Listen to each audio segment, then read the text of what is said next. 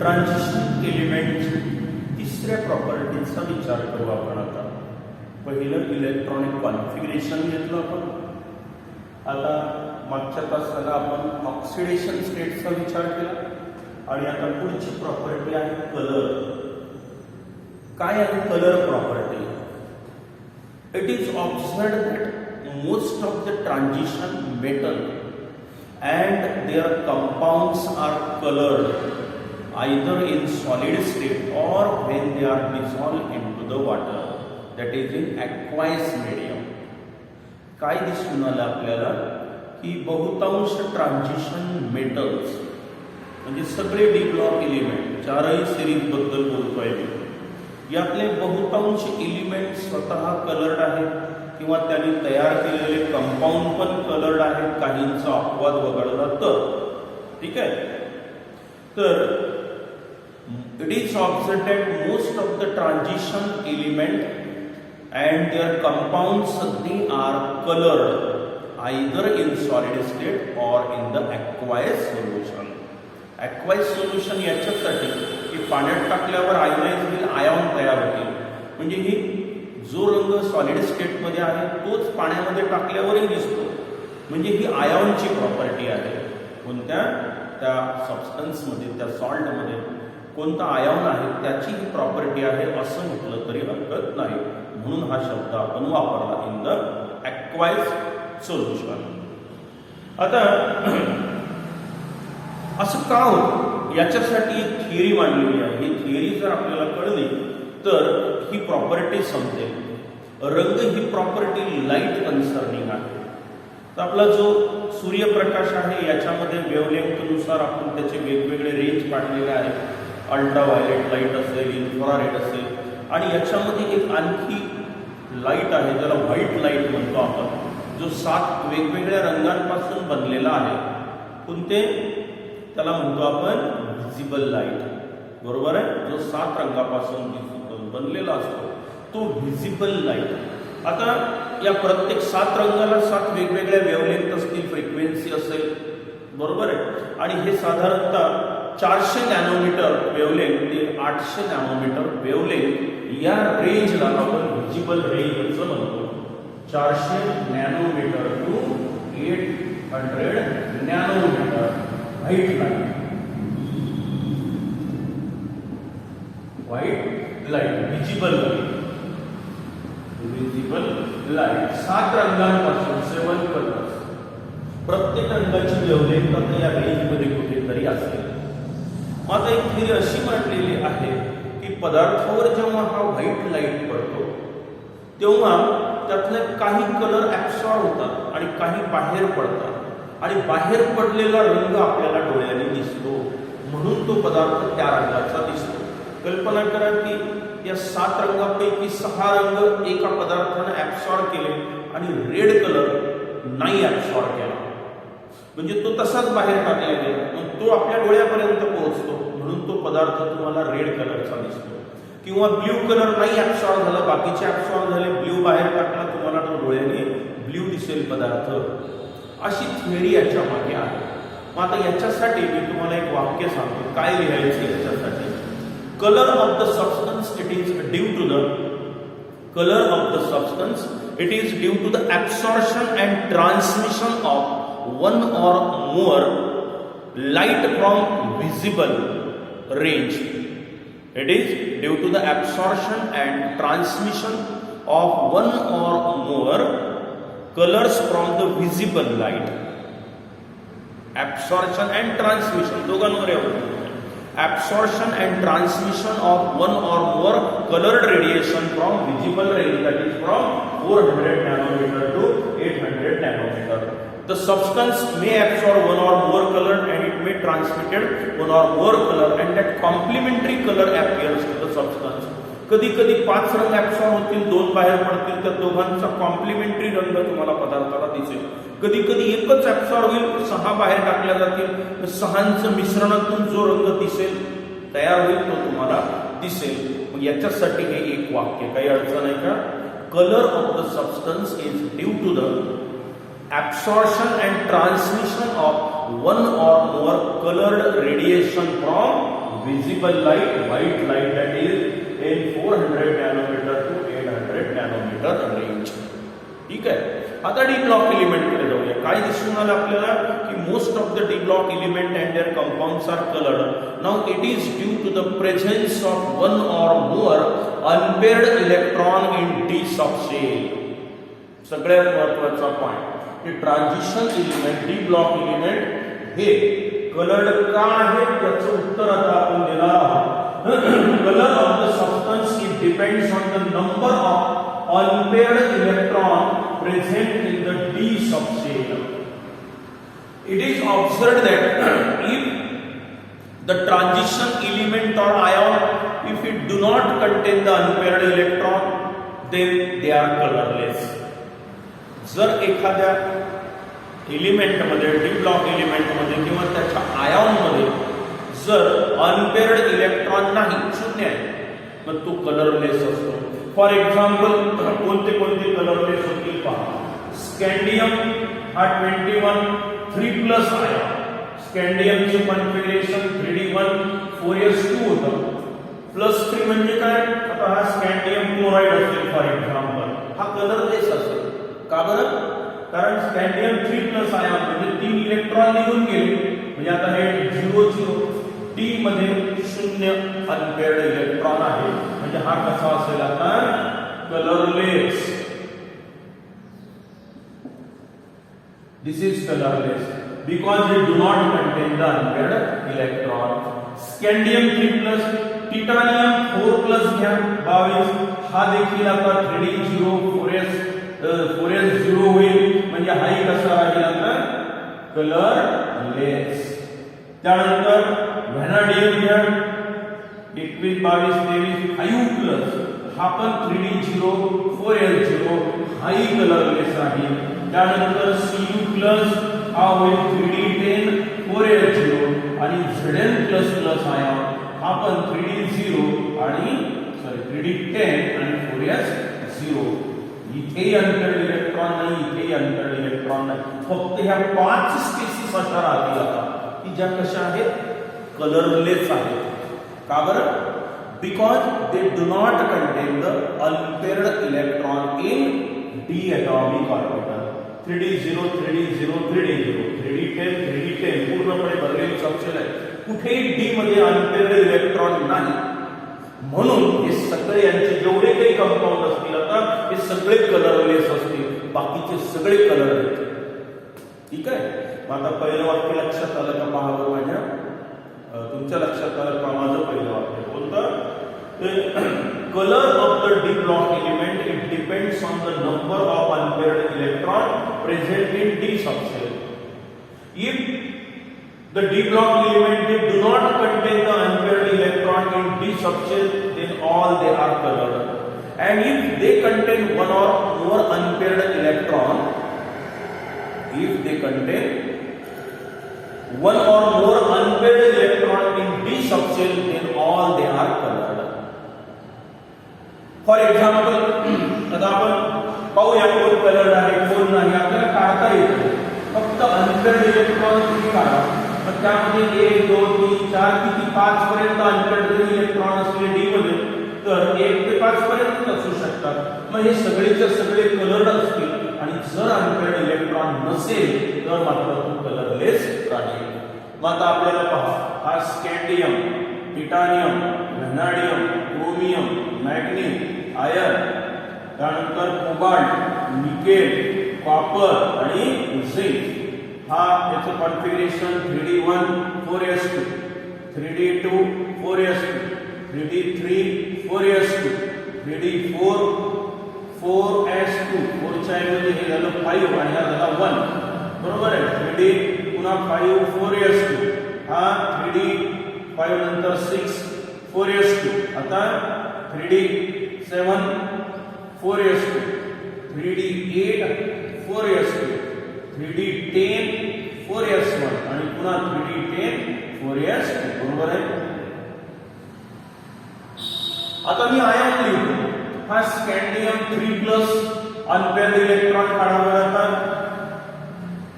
एक काम करू, आपण सगळं +2 ऑक्सिडेशन स्टेट कडे जाऊया किंवा +2 कडे जाऊया. हा तर +3 दाखवतच नाही. मग आता मी म्हटलं की स्कँडियम 3+ आयॉन काय कॉन्फिगरेशन होईल पहावं. 3 इलेक्ट्रॉन काढून टाका, 2 3 म्हणजे काय झालं आता 3d0 अनपेअर्ड इलेक्ट्रॉन. किती 0 म्हणजे कोण कलरलेस, बरोबर आहे. आता टिटानियमचा 3+ पॉवर काय होईल. 3 इलेक्ट्रॉन काढून टाका, हे 2 गेले म्हणजे 0 आणि 1 काय झालं कॉन्फिगरेशन 3d1. 3 इलेक्ट्रॉन गेल्यावर 1 राहिलं 3d1. अनपेअर्ड इलेक्ट्रॉन हा राहील कलर. आता कोणता कलर आहे ते काही फार महत्वाचं नाही, तो कलर आयडेंटिटी एवढंच फक्त लक्षात घ्या. अनपेअर्ड इलेक्ट्रॉन आले तर कलर, नाही आला तर कलरलेस.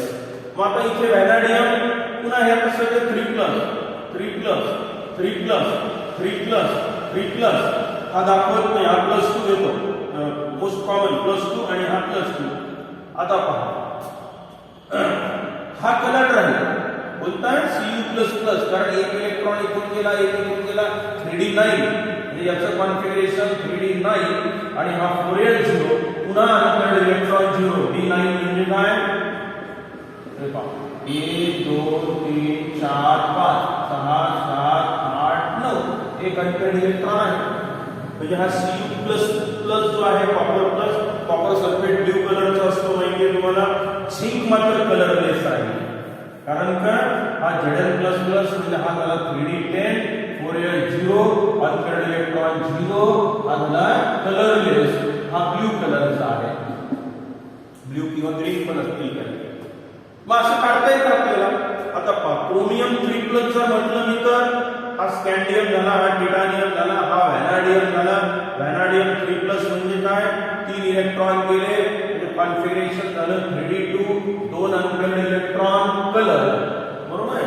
इकडे 3d3 होईल 3 अनपेअर्ड इलेक्ट्रॉन कलर, पुन्हा 3d4 पुन्हा 4 अनपेअर्ड इलेक्ट्रॉन कलर. असं काढता येतं तुम्हाला. म्हणजे कोण कलर आहे की नाही एखादी स्पेसिस हे जर तुम्हाला ठरवायचं असेल तर काय करायचं, डी सबशेल मध्ये किती अनपेअर्ड इलेक्ट्रॉन आहेत ते काढायचं.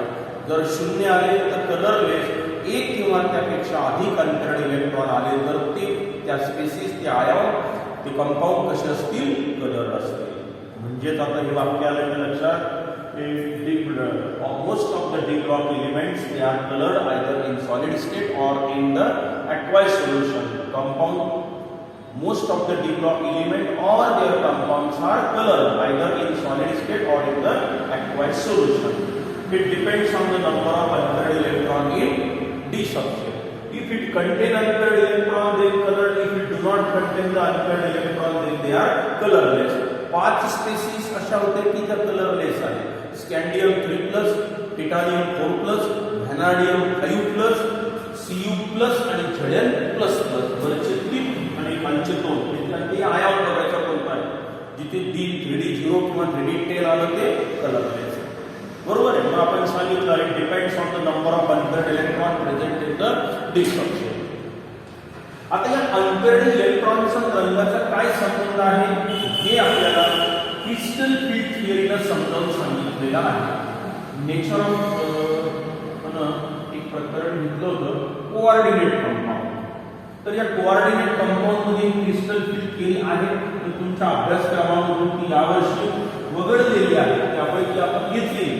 पण इथे थोडक्यात सांगतो की असं का होतं, समजण्यासारखं आहे. सुंदर थिअरी होती की यायला पाहिजे होती. असं थोडक्यात सांगतो की असं का होतं. Now color of the d block element and their compound can be explained on the basis of crystal field theory. आता crystal field theory काय सांगते पहा की डी सबशेल आहे आपली, याच्यामध्ये किती ऑर्बिटल्स असतात 5.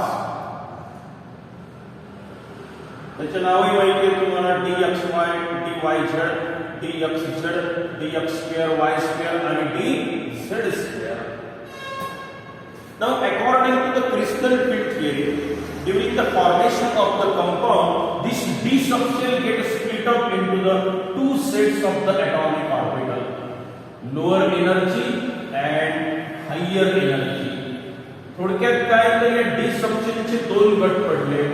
T2G आणि EG 5 ऑर्बिटल होते ते under the influence of ligand वगैरे जे येतो आहे तो या डी सबसेलला त्याचे दोन गट पाडतो, lower energy T2G, higher energy EG. According to the crystal field theory, D subshell gets split up into the two sets of the atomic orbital, lower energy T2G and higher energy EG atomic orbital. Mata काय होतं की the color of the substance is due to the d-d transition of electron within the same subshell. का होतं असं की जर समजा या डी मध्ये एखादा अनपेअर्ड इलेक्ट्रॉन आहे तो इथे असेल, आता लोअर एनर्जी सेट मध्ये एकच अनपेअर्ड इलेक्ट्रॉन होता तो इथे आहे, फॉर एक्झाम्पल टिटानियम 3+ एक इलेक्ट्रॉन आहे ते 3d1 4s0 हे कॉन्फिगरेशन झालं. मग हा एक इलेक्ट्रॉन इथे लोअर एनर्जी मध्ये आहे, हा कलर आहे कंपाऊंड कारण यात एक अनपेअर्ड इलेक्ट्रॉन आला. आता काय होतं की जेव्हा प्रकाश पडतो यावर तर हा जो इलेक्ट्रॉन आहे लोअर एनर्जीचा याचं एक्साइटेशन होतं आणि हा लोअर एनर्जी मधून आता हा हायर एनर्जी मध्ये गेला. हे झालं excitation of the electron from lower energy T2G atomic orbital to EG atomic orbital. And the energy required for this transition of electron is absorbed by absorbing one or more colored radiation from visible rays.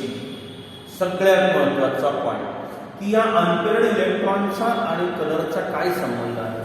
आता हा जो energy gap आहे या दोन D चे, हे पण 3D चे, हे पण 3D चे, डी मधून डी मध्येच इलेक्ट्रॉन गेला, याला म्हणायचं D transition. D transition of electron हा सगळ्यात महत्त्वाचा पॉइंट आहे.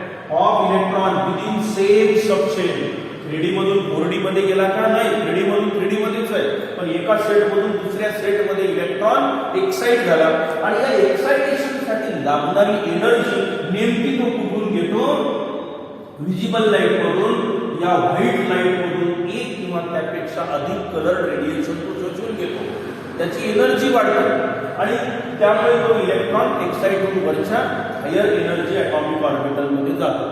बाकीचे रंग ज्याची गरज नाही, जेवढ्याची गरज होती तेवढे घेतले, बाकीचे सोडून दिले, तो रंग तुम्हाला डोळ्याने दिसतो. मग आता हे सगळ्यात महत्त्वाचं वाक्य आहे काय, colour of the transition element it is due to the D transition of electron. D transition of electron within the same subshell and the energy which is required for this D transition is absorbed by absorbing one or more colored radiation. Other radiations are transmitted and that transmitted color appears in the substance. This is called as a crystal field theory or explanation of color by using crystal field theory. हा टिटानियमचा जो 3+ complex आहे, titanium H2O6 times hexa auto titanium 3+ आहे आणि it is purple in colour. का purple कलरचा आहे मग पहा, एक अनपेअर्ड इलेक्ट्रॉन हे त्याचं कॉन्फिगरेशन आहे. आता इथून इथे जाण्यासाठी इलेक्ट्रॉनला हे ट्रान्झिशन साठी तो येलो आणि ग्रीन लाईट ऍब्सॉर्ब करून टाकतो, कारण हा एवढा एनर्जी गॅप जो आहे हा नेमकं त्याला कोणत्या रंगात मिळाला, येलो आणि ग्रीन कलर मध्ये मिळाला, तो घेऊन टाकला. बाकीची ती गरज नव्हती, ती एनर्जी जास्त असेल कमी असेल ती सोडून दिली आणि सोडून देण्यामध्ये मॅक्सिमम ब्ल्यू आणि रेड कलर सोडून देतो, ब्ल्यू आणि रेड. मग ब्ल्यू आणि रेड कलर त्याने रिफ्लेक्ट केला, ट्रान्समिट केला, तो तुमच्या डोळ्यापर्यंत पोहोचतो, म्हणून तो टिटानियम हा जो काही कॉम्प्लेक्स आहे हा पर्पल कलर दिसतो तुम्हाला. ब्ल्यू आणि रेडचं कॉम्बिनेशन तुमच्या डोळ्याला दिसलं म्हणून तो पर्पल कलरचा आहे. तर हे झाले याचं उत्तर आणि त्याचं उदाहरण. मग आता ही पॉइंट, ही प्रॉपर्टी अगदी क्लिअर झाली की हे ऍब्सॉर्प्शन आणि ट्रान्समिशन होतं. व्हिजिबल लाईट मधून काही ऍब्सॉर्ब होतात, काही बाहेर पडतात, बाहेर पडणारा रंग तुम्हाला डोळ्याने दिसतो. हे सगळं कशामुळे होतं तर या डी सबशेलचं स्प्लिटिंग होतं. या डी मध्ये अनपेअर्ड इलेक्ट्रॉन असतात तर तो लोअर एनर्जी मधून हायर एनर्जी मध्ये जातो आणि म्हणून आणि या एक्साइटेशन साठी लागणारी एनर्जी त्या व्हाईट लाईट मधून घेतल्या जाते. आता इथे जर काहीच नाही, अनपेअर्ड इलेक्ट्रॉन शून्य आहे, मग एक्साइटेशन होईल का नाही, मग रंग दिसेल का नाही, किंवा पूर्णपणे भरलेली शेल आहे 10च्या 10 रीडिंग टाइम त्याचं ZN++ किंवा Cu+. आता एक्साइटेशनला जागाच नाही तर काय होईल, म्हणून ते पण कसे असतात कलरलेस. तर ही होती आपली पुढची प्रॉपर्टी. ठीक आहे. अजून 2-3 प्रॉपर्टीचा विचार आपल्याला या प्रकरणात करायचा आहे आणि मग प्लॅन करायचं. ठीक आहे.